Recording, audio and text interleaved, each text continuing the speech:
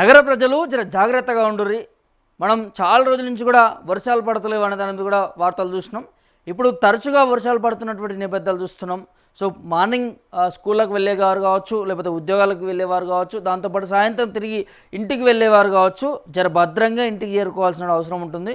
ఎందుకంటే వాతావరణ శాఖ చెప్తున్నది దాదాపు భారీ వర్షాలు కురిసే అవకాశం ఉంటుంది. జంట నగరాలకు సంబంధించి కూడా, ముఖ్యంగా హైదరాబాద్కు సంబంధించిన పరిసర ప్రాంతాల్లో కూడా సాయంత్రం సమయంలోనే మోస్తారు నుంచి భారీ వర్షాలు కురిసే అవకాశం ఉంటుందన్న దాన్ని కూడా వాతావరణ శాఖ చెప్తున్నటువంటి నిబద్ధం కనిపిస్తూ ఉంది. కాబట్టి సో చిన్న చిన్న చినుకులు పడితేనే మన రోడ్లన్నీ కూడా జలమయమైనటువంటి పరిస్థితులు కనిపిస్తాయి. కాబట్టి మరి భారీ వర్షాలు అంటే ఒకసారి ఆలోచించుకోరి. సో ఖచ్చితంగా తగిన జాగ్రత్తలు తీసుకోవాల్సిన అవసరం ఉంటుంది. అత్యవసరం అయితే తప్ప బయటికి రాకుండా ఉండాల్సినటువంటి నేపథ్యం ఉంటుంది. కాబట్టి నిన్న కురిసినటువంటి వర్షానికి సంబంధించి ఒక అరగంట కురిస్తేనే హైదరాబాద్ అంతా కూడా అతలాకుతలం అయిపోయినటువంటి పరిస్థితి కనిపించింది. చాలా ప్రాంతాల్లో ట్రాఫిక్ జామ్ ఏర్పడడం, ఆ నీళ్ళన్నీ కూడా రోడ్ల మీద ఆగడం, ఆ వాహనాల్లోకి నీళ్లు రావడం, ఆ వాహనాలన్నీ కూడా ఆగిపోయినటువంటి పరిస్థితి కనిపించింది.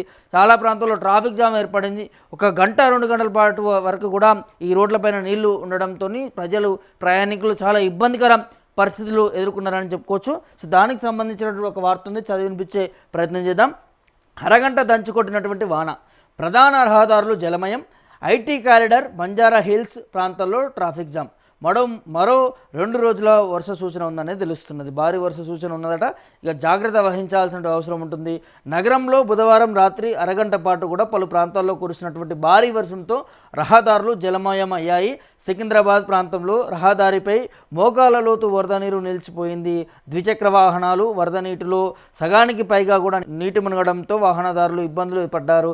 గచ్చిబౌలిలో 1.8 సెంటీమీటర్ల వర్షం కురిసింది. ఖైరతాబాద్, బంజారా హిల్స్, జూబ్లీ హిల్స్, పంజాగుట్ట, షేర్లింగంపల్లి, గచ్చిబౌలి, గండిపేట, నార్సింగ్, కోకాపేట, అల్కాపూర్, కిస్మత్పూర్, టోలీచౌకి, షేక్పేట ప్రాంతాల్లో రహదారులపై భారీగా వరద నీరు నిలిచిపోవడంతో స్థానికులు ఇబ్బందులు పడ్డారు. ఐటీ కారిడార్, గచ్చిబౌలి, మాదాపూర్, కొండాపూర్, బంజారా హిల్స్, పంజాగుట్ట ప్రాంతాల్లో కూడా భారీగా ట్రాఫిక్ జామ్ నెలకొనడంతో వాహనదారులు వర్షంలో తడుస్తూ ఇబ్బందులు పడ్డారు. ఉద్యోగులు రాత్రింబవళ్లకు వెళ్ళేటటువంటి సమయంలో కూడా వర్షం కురవడంతో వాహనాలు నెమ్మదిగా ముందుకు సాగాయి. కోకాపేట, నియోపోలిస్ ప్రాంతంలో కూడా ఉన్నటువంటి భారీ టవర్లను మబ్బులు వర్షం కుమ్మేశాయి. యూసఫ్గూడ, శ్రీనగర్ కాలనీ, మియాపూర్, లంగరౌస్తో పాటు చాలా ప్రాంతాల్లో కూడా మోస్తారు నుంచి భారీ వర్షాలు కురిసిన పరిస్థితి కనిపిస్తుంది. ఇక్కడ మనం చూడొచ్చు, ఈ నిజంలో మనం పేపర్లో చూస్తున్నాము, ఇక్కడ ఏ స్థాయిలో వరద నీరు వచ్చి చేరుకుంది అనేది కనిపిస్తూ ఉంది. సికింద్రాబాద్లోని రహదారిలో నిలిచినటువంటి వర్షపు నీరు అని తెలుస్తుంది. చాలా ప్రాంతాల్లో ఇదే పరిస్థితి. ఏమవుతుంది, ఇప్పుడు మనం ఈ మునిగినటువంటి రోడ్ల మీద మనం వెళ్తున్నప్పుడు అక్కడ ఏం మ్యాన్హోల్ ఓపెన్ ఉంటుందో తెలీదు. సో పుసుక్కున్నది ఓపెన్ ఉందనుకో, కథం గల పడేటటువంటి పరిస్థితులు ఉంటాయి. చాలా వరకు కూడా గతంలో కూడా ఇదే పరిస్థితి ఏర్పడింది. ఏ కొంచెం వాన పడినా కూడా హైదరాబాద్లో ఆ వర్షపు నీరు రోడ్డుపైకి రావడం, వాహనదారులు పోయేటప్పుడు ఇబ్బంది పడడం, అక్కడ ఏమైనా మ్యాన్ హోల్స్ ఓపెన్ ఉంటే అందులో పడేటటువంటి పరిస్థితులు, ప్రాణాలు కూడా కోల్పోయారు. సో మరి వాతావరణ శాఖ ఏం చెప్తున్నది అంటే 2 రోజుల వరకు కూడా ఈ వర్షాలు ఉండేటటువంటి అవకాశం ఉంటుంది. సో ఖచ్చితంగా ఈ మనం మార్నింగ్ డ్యూటీలకు వెళ్ళేటప్పుడు కావచ్చు, లేకపోతే ఇంటికి వచ్చేటప్పుడు కావచ్చు, వర్షం పడితే 1 గంట సేపు ఆగడం బెటర్. ఓ పక్కకి గంట సేపు ఆగుకుంటే మన ప్రాణాలను మనం కాపాడుకున్నటువంటి పరిస్థితులు ఉంటాయి. ఎందుకంటే ఈ ఈదురుగాలుల వల్ల, ఈ వర్షాల వల్ల ఎక్కడ ఏ స్తంభం విరిగి పడుతుందో తెలియదు, ఎక్కడ ఏ కరెంట్ వైరు ఈ రోడ్లపైన పడుతుందో తెలియదు, ఏ చెట్టు ఎక్కడ విరిగి పడుతుందో తెలియదు, ఏ గోడ ఎక్కడ కూలి పడుతుందో తెలియదు, ఏ నాల ఎక్కడ పొంగి రోడ్లపైకి వచ్చి ఆ రోడ్డు అంతా కూడా జలమయం చేసే కొట్టుకుపోయేటటువంటి పరిస్థితులు ఉంటాయో తెలియదు. సో మృత్యువు ఎక్కడి నుంచో వచ్చి ఏం చేస్తుంది అనేది తెలియదు. కాబట్టి సో ఖచ్చితంగా సురక్షితంగా ఉండేటటువంటి అవసరం ఉంటుంది. మనం వెళ్ళేటప్పుడు ఎక్కడైనా వర్షం పడినప్పుడు ఒక అర్ధ గంట సేపు ఆగడం బెటర్.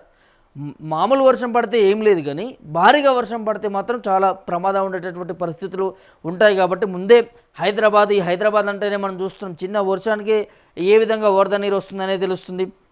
అదేవిధంగా జిహెచ్ఎంసీ అధికారులు కావచ్చు, అదేవిధంగా లోకల్లో పనిచేసేటటువంటి వర్కర్లు అందరూ కూడా ఈ వర్షాకాలం సంబంధించి కూడా ఈ నాలాలను అన్నింటినీ కూడా క్లీన్ చేయాల్సిన అవసరం ఉంటుంది. దాంతోపాటు ఏదైతే ఈ మ్యాన్ హోల్స్ ఎక్కడైనా ఓపెన్ ఉంటే క్లోజ్ చేయాల్సిన పరిస్థితి ఉంటుంది. రీసెంట్గా ఇక్కడ బంజారా హిల్స్ ప్రాంతాల్లో చూసినాం, అక్కడ మ్యాన్ హోల్ లోపలికి ఉన్నది, పెద్ద గుంతగా ఉన్నది. అక్కడ వెహికల్స్ అన్నీ వెళ్తుంటే 2 వీలర్స్ చూసుకోకుండా గుంతలో పడిపోయినటువంటి పరిస్థితి కనిపించింది. ఆ తర్వాత కంప్లైంట్ స్వయంగా నేనే ఇవ్వడం జరిగింది. ఇవ్వడం ద్వారా దాన్ని ఆ జిహెచ్ఎంసీ అధికారులు వారందరూ కూడా వచ్చి సిమెంట్తో మొత్తం దాన్ని క్లోజ్ చేసిన పరిస్థితి కనిపించింది.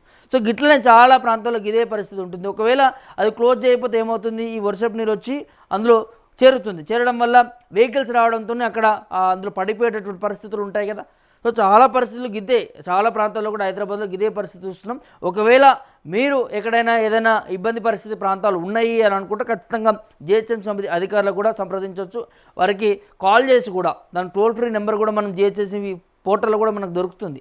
సో అక్కడికి వెళ్ళి కూడా మనం కంప్లైంట్ చేయొచ్చు, పలానా ప్రాంతంలో పలానా ఇష్యూ ఉన్నది, పలానా రోడ్డు బ్లాక్ అయి ఉన్నది, లేకపోతే ఇంకో ఇష్యూ ఉన్నది అనే దాన్ని కూడా మనం కంప్లైంట్ చేయొచ్చు. దాని ద్వారా ఏమవుతుందంటే ఇంకొకరిని మనం ప్రాణాలు కాపాడే పరిస్థితి కావచ్చు, రక్షణ ఇచ్చేటటువంటి పరిస్థితి ఉంటుంది. సో నిన్న కురిసినటువంటి ఒక అర్ధగంట వర్షానికి హైదరాబాద్ ఏ విధంగా వణికిపోయిందని చూస్తున్నాం. మరి మరో 2 రోజులు వర్షం ఉండే అవకాశం ఉందంటున్నారు. మరి ఇది జాగ్రత్తలు మాత్రం తీసుకోవాలి. ముఖ్యంగా చిన్నపిల్లలు మాత్రం బయటికి రానియద్దు. ఎందుకంటే గతంలో ఒక అపార్ట్మెంట్లో మనం చూసినాం, చిన్నపిల్లడు ఆడుకుంటూ కిందికి వచ్చి బయటికి వచ్చి ఆ వర్షపు నీళ్ళు ఆడుతూ ఆ మ్యాన్ హోల్లో పడిపోయిండు. చివరికి ఏం జరిగిందంటే ప్రాణాలు కోల్పోయినటువంటి పరిస్థితి. ఎంత మొత్తుకున్నా కూడా ఆ ప్రాణం తిరిగి రాదు. సో మనం ఇల్లు మంచుకున్నప్పుడే దీపం మంచుకున్నప్పుడే చక్కదిద్దుకోవాలని అంటారు, ఇల్లు చక్కదిద్దుకోవాలంటారు కదా. సో అట్లా ఇట్లాంటి వర్ష ప్రభావం ఉన్నప్పుడు పిల్లల్ని బయటకు పంపించడం ఆపేసుకోవడం బెటర్. అదేవిధంగా ఈ వర్షాలకు సంబంధించి కూడా ఒకవేళ మనం తడిసి వచ్చినా కూడా, లేకపోతే వచ్చేటప్పుడు కూడా మనకి షట్టర్స్ అవి లేనప్పుడు వర్షం పడినప్పుడు తడుస్తూ ఉంటాం. అట్లాంటప్పుడు ఏం జరుగుతుంది, జలుబు చేయడం, జ్వరాలు రావడం.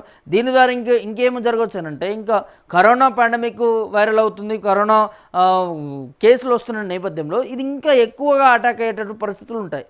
సో ఇటు ఆరోగ్యపరంగా, దాంతోపాటు మనం వెళ్ళేటటువంటి దారిలో అన్నీ కూడా జాగ్రత్తలు తీసుకోవాల్సినటువంటి అవసరం ఉంటుంది. ఒక గంట అరగంట వర్షం పడితేనే కోలుకోలేని పరిస్థితి ఉంటుంది హైదరాబాద్ సంబంధించి కూడా. సో గతం నుంచి ఇదే పరిస్థితి, ఇప్పుడు కూడా ఇదే కొనసాగుతుంది. కాబట్టి మరి 2 రోజులు ఇంకా ఇవాళ సాయంత్రం ఇంకా ఎక్కువ వర్షపాతం నమోదయ్యే అవకాశం ఉంటుందని చెప్తున్నారు. వీలుంటే వర్క్ ఫ్రమ్ హోమ్ ఉన్న వాళ్ళు ఇంటి దగ్గర నుంచే వర్క్ చేసుకోవడం బెటర్. సో ఈ సాయంత్రం 4-5 గంటలకే వాతావరణం అంతా కూడా కూల్ అవుతూ ఉన్నది. సో ఒక్కసారిగా ఉన్నట్టుండి కూడా వర్షం భారీ ఎత్తున పడుతున్నటువంటి పరిస్థితులు కనిపిస్తూ ఉన్నాయి. సో అట్లాంటి పరిస్థితుల్లో మనం సురక్షిత ప్రాంతంలోనే ఉండడం చాలా బెటర్. సో ఈ వీడియో చూస్తున్నటువంటి మీరు అందరూ కూడా ఏమనుకుంటున్నారు, మీరు పడుతున్నటువంటి ఇబ్బందులు ఏంటి, మీ ఏరియాలో ఎట్లాంటి వసతులు ఏర్పాటు చేసారు అధికారులు కావచ్చు, జిహెచ్ఎంసీ అధికారులకు సంబంధించి కూడా మీరు పడుతున్నటువంటి సమస్య గురించి కూడా ఒకసారి కామెంట్ రూపంలో తెలియజేయండి.